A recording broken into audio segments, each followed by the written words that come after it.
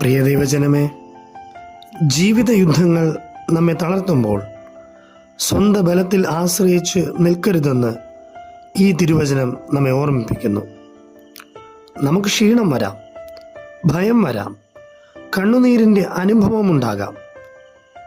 ഇതിലെല്ലാം നാം തളരുമ്പോൾ ചിന്തിക്കണം, എന്നെ ശക്തീകരിക്കുവാൻ ഒരു കർത്താവുണ്ട്.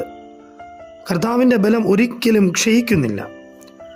നമ്മൾ ദുർബലരാകുമ്പോൾ ദൈവിക ശക്തി പൂർണ്ണമായി നമ്മിൽ പ്രവർത്തിക്കും. പ്രിയരെ, ഇന്ന് നിങ്ങൾ വളരെയധികം ഭാരത്താൽ തകർന്നിരിക്കുകയാണോ? നിന്റെ ഹൃദയത്തിലെ കഠിന പ്രയത്നം ദൈവത്തിൻ്റെ മുൻപിൽ ഒന്ന് സമർപ്പിക്കൂ. ദൈവം നിന്നെ പിടിച്ചു നിർത്തും. കർത്താവിൻ്റെ ബലം നിന്റെ ദുർബലതയെ മാറ്റും. കർത്താവിൽ ആശ്രയിക്കുന്നവൻ ഒരിക്കലും തോറ്റുപോകത്തില്ല. ഇന്ന് ഈ നിമിഷം ഈ വാഗ്ദത്തം നെഞ്ചിലേറ്റു. എൻ്റെ ശക്തി ഞാനല്ല, എൻ്റെ ശക്തി എൻ്റെ കർത്താവാണ്.